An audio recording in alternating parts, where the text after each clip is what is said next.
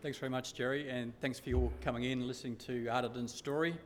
I just quickly looked up a bit about our registry. We've got more shareholders in Ardiden in Victoria than any other state. So hopefully we can get a few more people on board today if you like the gold story of Ardiden.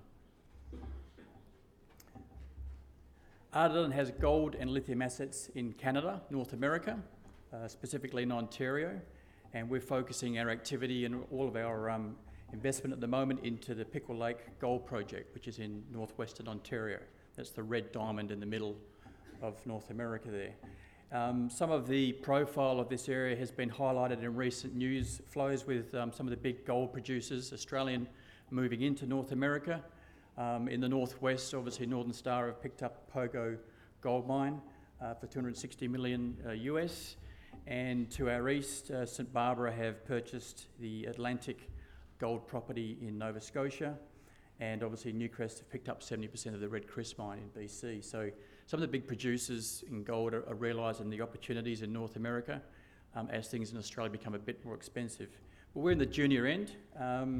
Ardiden is a little bit difficult to say to some people, but as Wally Graham just mentioned to me during a quick interview, if you pretend you're a bit of a pirate and you say Ardiden, it comes across the tongue a little bit easier. But far from robbing treasures on the high seas, we are looking for our golden treasures in a far more traditional and responsible manner. We have a portfolio of high-grade gold assets in North America, which is a Tier 1 mining jurisdiction. I was asked a few questions by shareholders last night about sovereign risk, which is really neither here or there in this sort of jurisdiction. There's an election in Canada next month. There's not going to be any change to the way we operate in the area. I came on board in Ardiden in May, and we worked with the board carefully to work out what are we going to deliver, so that we can promise a good news flow and make sure we deliver on what we say we're going to do with your money. Last week, on the 10th of September, we announced our first JORC compliant high-grade gold resource at the Pickle Lake Gold Project. So that was 110,000 ounces at a high grade of 4.3 grams per tonne gold. And we're going to, what most investors want to know, what's the next news? What are you going to be doing to drive our price higher, to make our investment secure, to make it more attractive? And I'll go through some of what we're going to be doing between now and the new year. Our major news flow will be in the first quarter of next year when we plan our next major drilling project in the winter. Yes, it'll be winter in Canada during that period, and we're going to be drilling extensions of the Casaminigas resource, hoping to increase that high-grade resource in a very responsible fashion.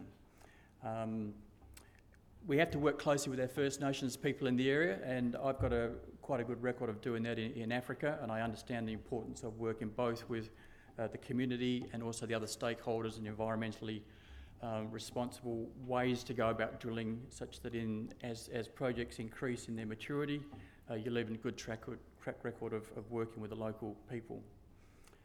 We've got a newly appointed CEO, which would be me, I guess, and I've got a new respect for the way of managing your money. As a geologist before, we did a lot of drilling, and I really know now how important that funding and making use of your dollars in terms of building resources is.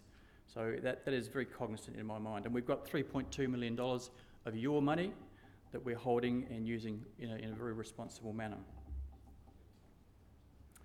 Just to move into the actual Ontario region, a little bit of background there. Ontario has about 20 gold mines currently operating. It is a gold mining province. And as much as everyone here probably knows about Kirkland Lake having the wonderful Fosterville mine, 120 k's north of here, this is their home, Kirkland Lake, as you can see in the right-hand side of Ontario.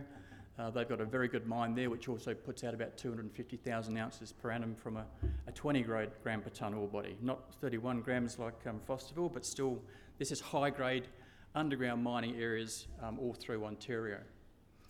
We are close to the Red Lake mining province, which is in Northwest Territory, the northwest part of Ontario, where Newmont Gold Corp have their main operations. And we're in that greenstone belt which stretches to the east of Red Lake towards Pickle Lake. The 4 diamonds in there are our main gold prospects in the Pickle Lake region. That's that geological map from Red Lake towards Pickle Lake.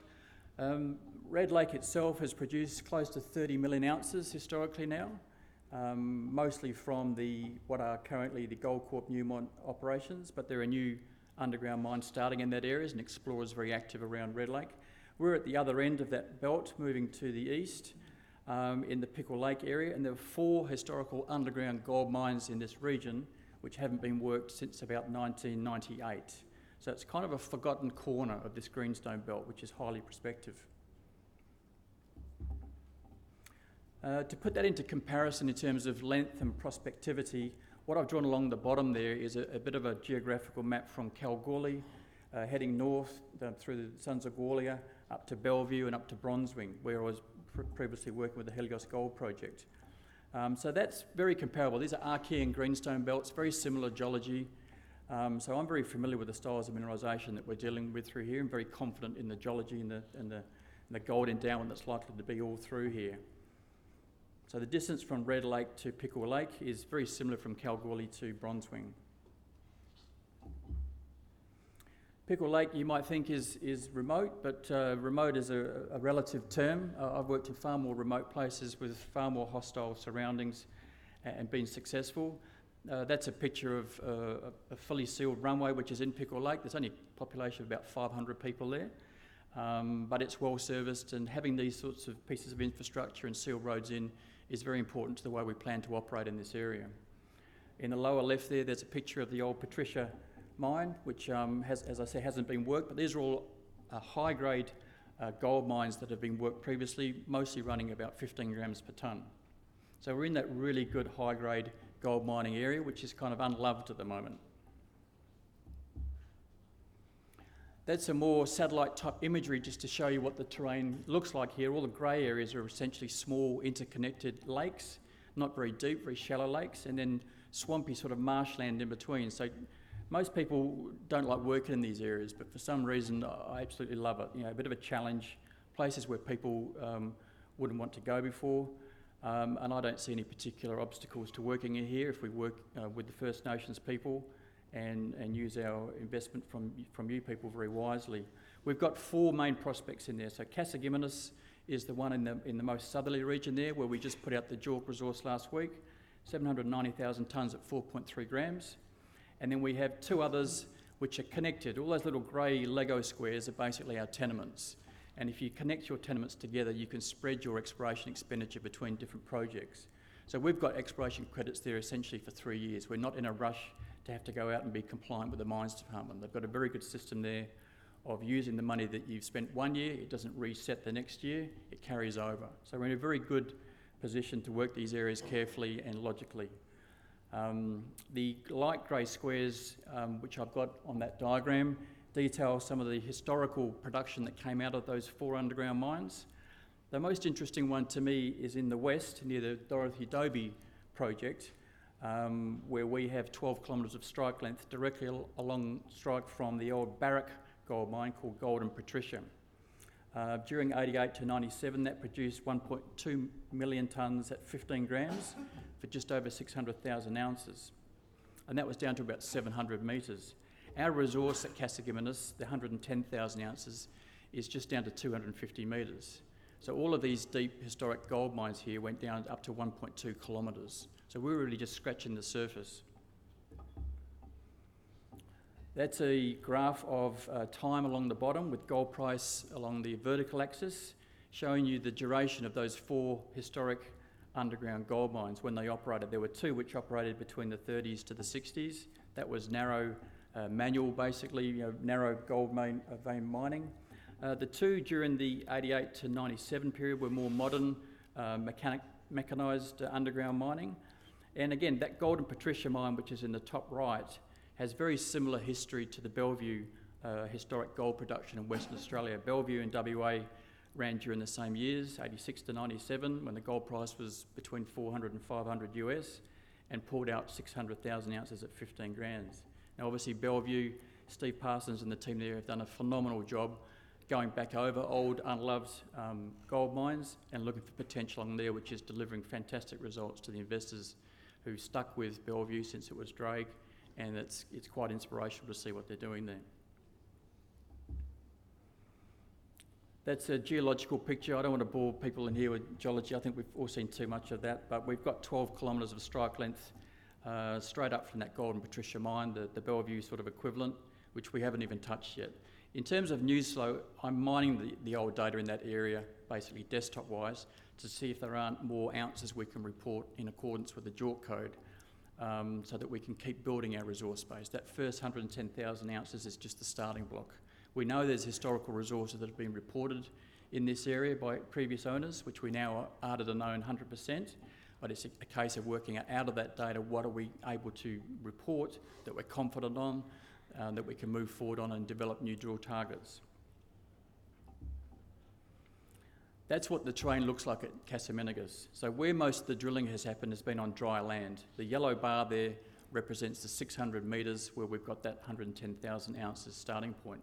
So what I plan to do in winter is drill out onto the lake, which by then will have about 2 feet of ice on it, and that's not unusual ways to go about drilling in these sort of terrains.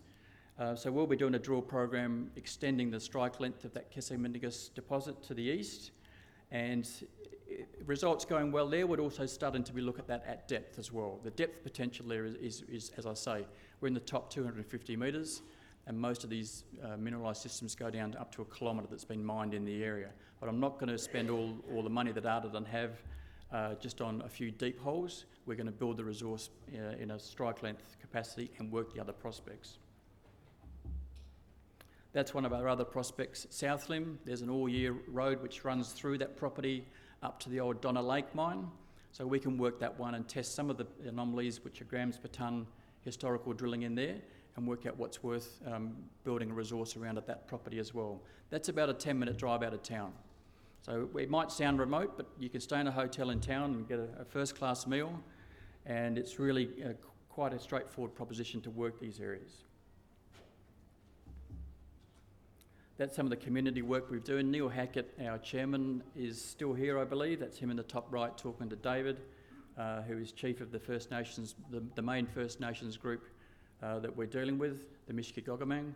And it's really important for us to build up the relationship with those First Nations people. Most of their young men work in the Newmont Goldcorp mine, so they're not unfamiliar with what mining's about. But water is the most important factor to them, preserving their traditional ways, and all those lakes are interconnected. So what you do upstream very much affects what happens downstream. And some pictures in the bottom there in Thunder Bay. Thunder Bay is the regional hub for mining and a lot of other industry in this area. And even at our small level, we get engaged with some community mining days there and get ourselves known a little bit better around town in Thunder Bay. So as people are probably starting to think about the buffet, I'll just run back through some of the fundamentals, Ardiden's fundamentals. We're in that absolutely fantastic Tier 1 mining jurisdiction of North America. We've got high-grade gold resources as well as this prospectivity to work in 100% owned properties. We're making sure that what we say we're going to do, we can deliver on, so that you're kept well informed of what we're doing. We've got responsible management, and we're going to build that high-grade JORC resource growth. And at the current time, we've got just around $3.2 million of your money again in the bank that we're going to use very carefully and wisely. There's a very short corporate overview down there. We've got our share price, I think today was 0.4. When I started, it was 0.2. So if these are the sort of small stocks that you're trying to get into that you think are heading in the right direction, then please come to our table, which is right alongside the buffet at the back of the room. Karen Oswald is in the room. She's helping us with our investor relations. And just look for the woman with the most pink, brightest shirt on. That's Karen. She can help you and she'll find me. Thanks for your time. Much appreciated.